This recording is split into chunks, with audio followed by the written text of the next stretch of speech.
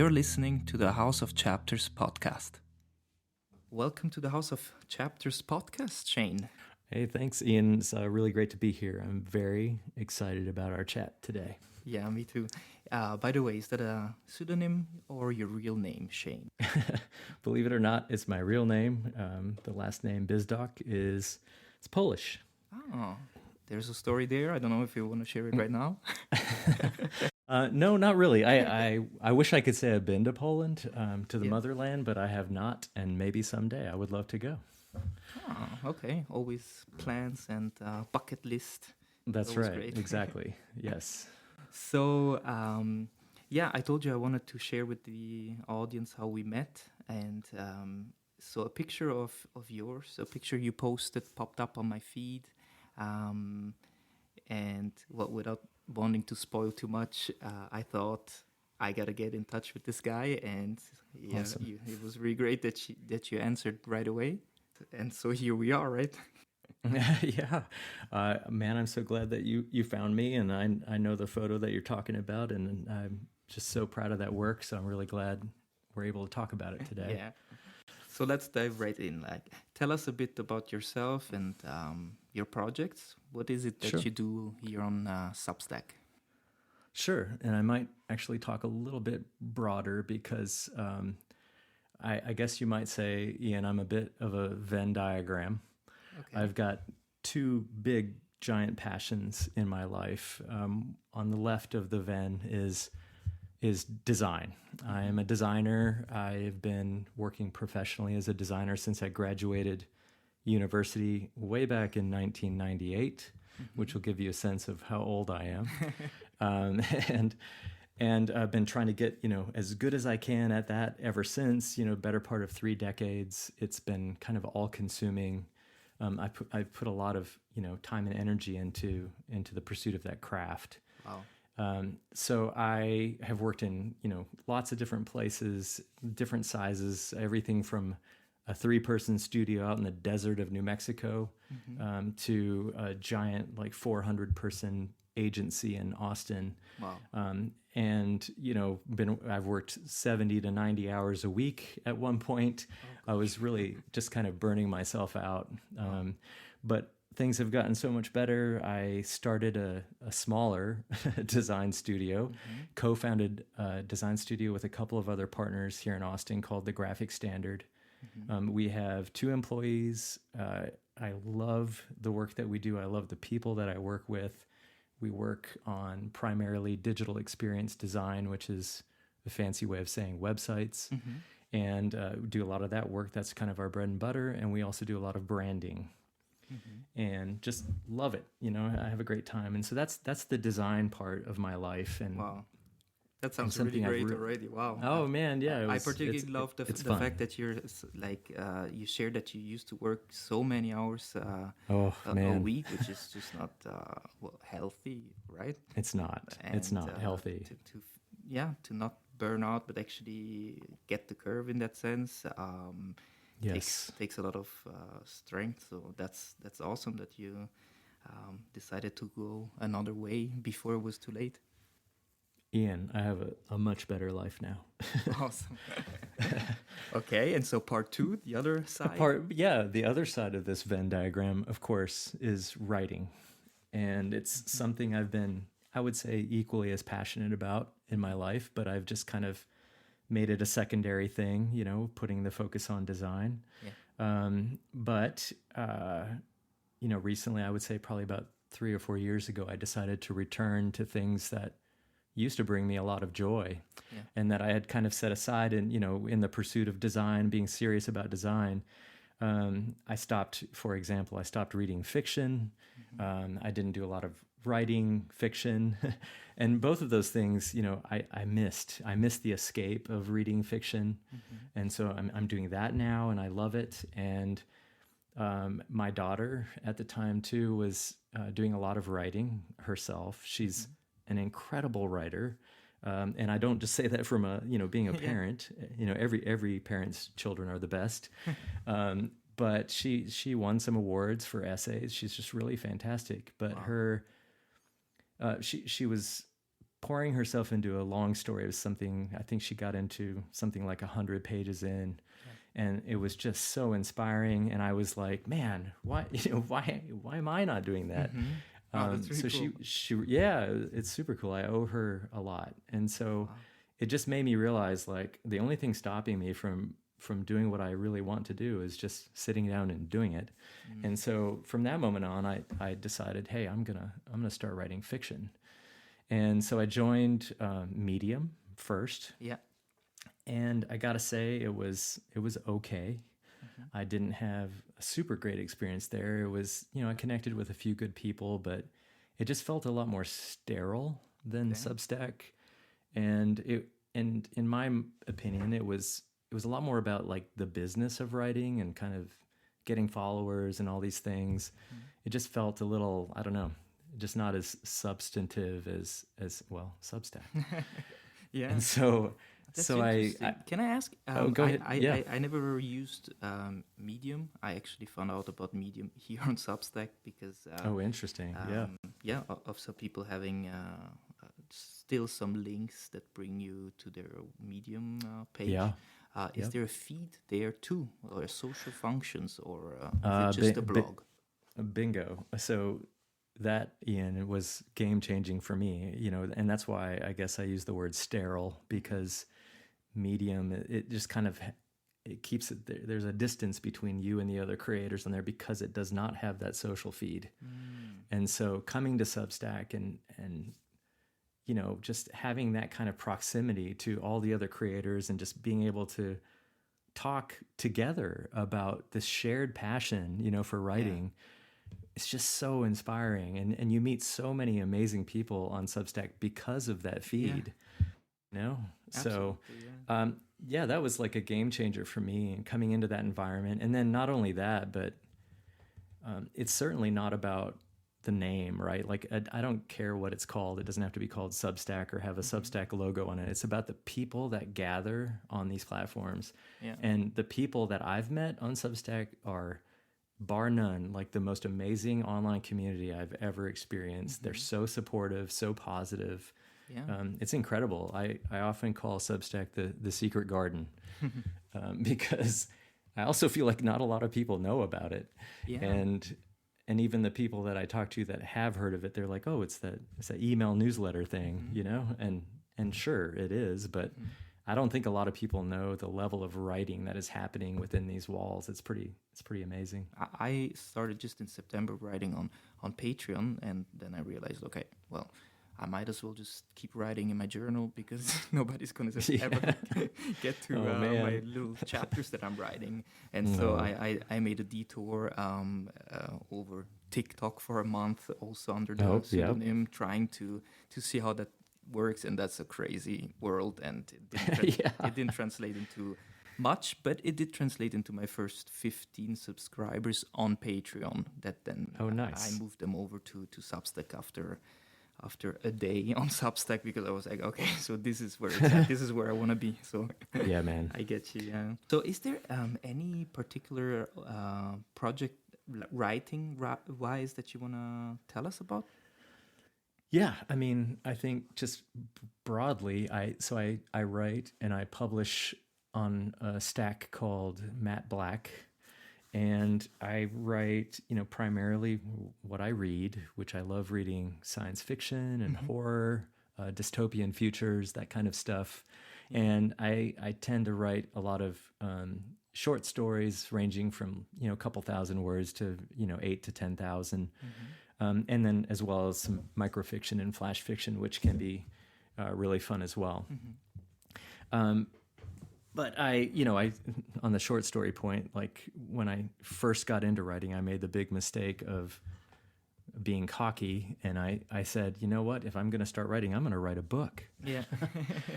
And 77,000 words into that, I realized I was not the writer I wanted to be. And I was not writing the quality of writing that I wanted to write.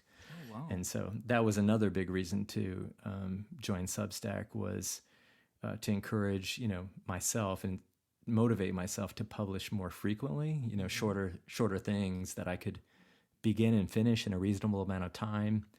and get them posted for feedback and review, and I think it's really helped. It's been a real game changer in improving my talent. And then I don't know if we want to talk about all of this now, but one of the biggest and most important projects in terms of writing that I was a part of was the Midnight Vault. If you've surely heard of that, I believe. And so that project was kind of the ground zero for so many opportunities I've had since, both in writing and design. Oh, that's great.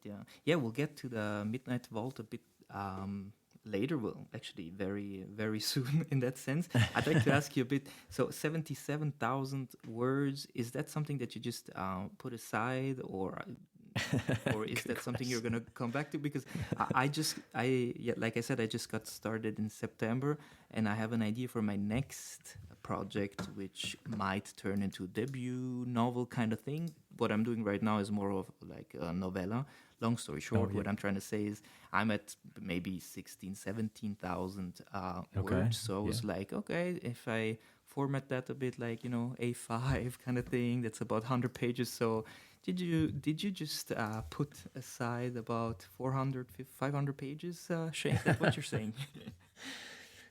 It was really tough. I didn't even want to talk to anyone about it. I didn't want to mention that I was writing a novel because I didn't want to have that kind of pressure on me to finish it. So I kept it really close. But when I did talk to people about it, I always said, there's nothing stopping me. I'm going to finish this novel just because I can. I was waking up at 5 a.m. every morning to write.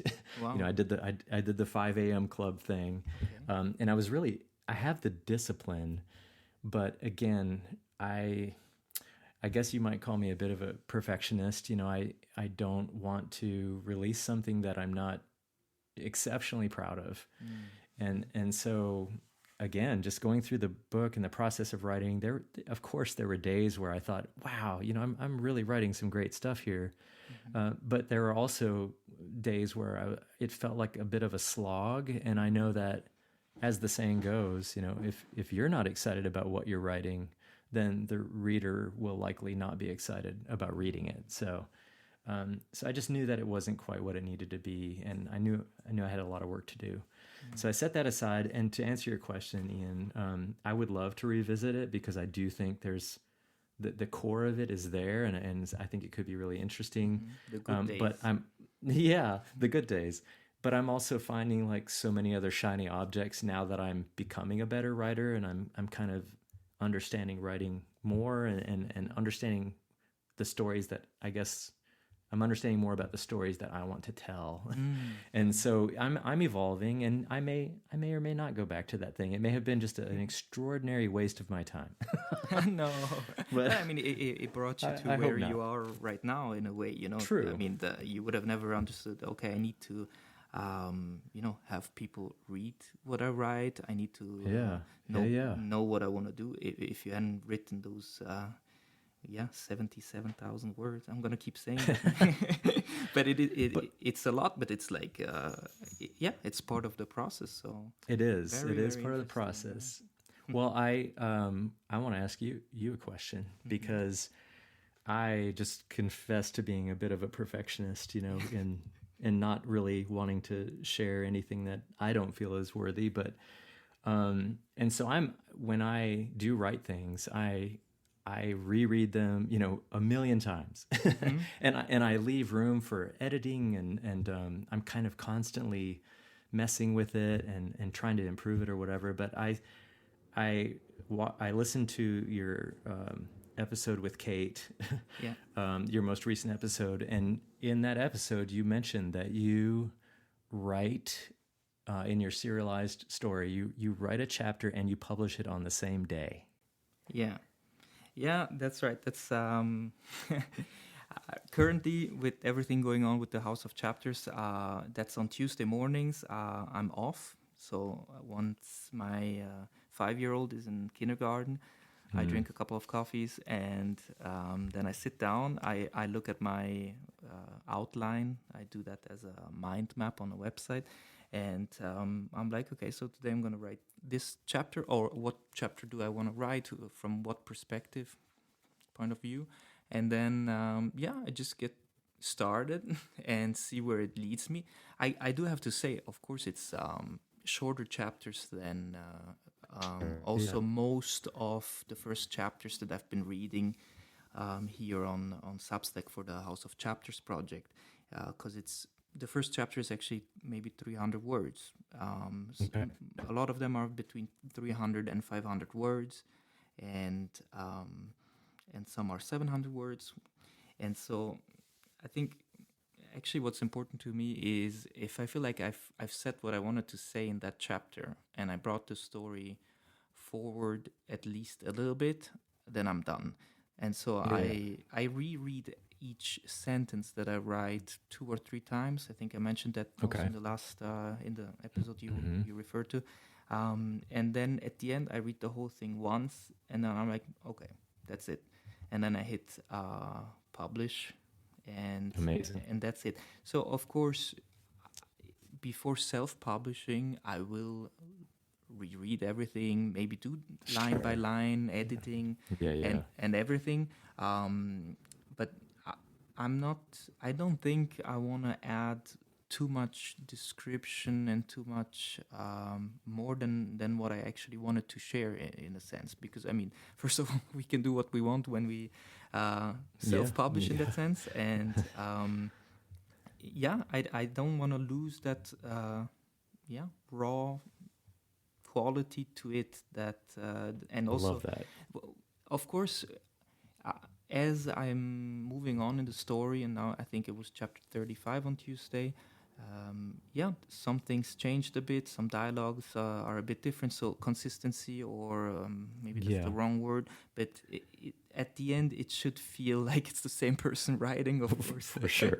And so that's also editing in a way. So it's a bit, it might be easier. I felt it might be easier to share something shorter, but at the same time, if it's not good, it's not good. It might be 1,000 words or 2,000 or 500. If it's not interesting to read, it's just not. So that's what I'm focusing on. Is it interesting, or did I? Nice. Yes. What you mentioned with the good days, or being happy with what you wrote, without, like, I don't want to sound arrogant. Not every single one of these 35 chapters gave me the same feeling as I published it, but each time as I was writing it, there was a moment, this state, or like to be in the flow, that I felt like, oh, now something's happening, and that you're like almost like the universe is dictating to you. It's like just a funny way of saying it, but you know what I mean. That's perfect. Yeah, I absolutely. I think any writer probably knows what you're talking about there. That's a common experience. That flow state, I've experienced it many times, and it is magical. I wish I could call it, on demand. I think that's a problem I haven't had yet in that sense. Maybe because I always felt like I could write every day, and sometimes I wrote every day in my journal, or kind of like song lyrics, or a little poem, or journaling and stuff like that. So I always had that feeling. But when I started this project, sometimes I actually wrote chapter 1, and then after 2 days chapter 2, and maybe 2 chapters in one day, again these short chapters.